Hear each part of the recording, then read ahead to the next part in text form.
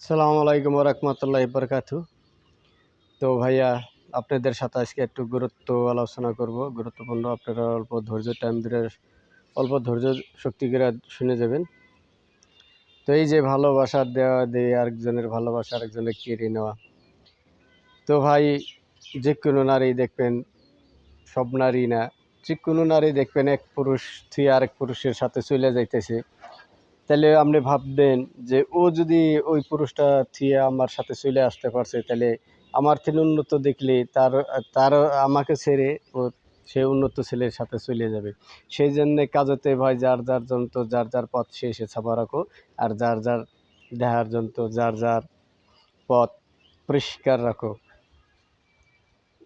কেউ কোনো আবর্জনায় জড়াইবে না, কেউ কারো সাথে অল্প ডিস্টার্বও করবে না। তো ওই জন্য ভাই দেখবেন যে কোনো নারী এক পুরুষ ছেড়ে আরেক পুরুষের হাত ধরছে, সেই পুরুষ তুমি ভেবে নেবে যে ও তোমার আশ্চর্যযুক্ত না। ওই নারী যদি তোমার থেকে আরো অন্য উচ্চ পদে পুরুষ দেখে, তোমার থেকে আরো ভালো পুরুষ দেখে, তাহলে তোমার হাত ছেড়ে দিয়ে সে সেই পুরুষের সাথে চলে যাবে।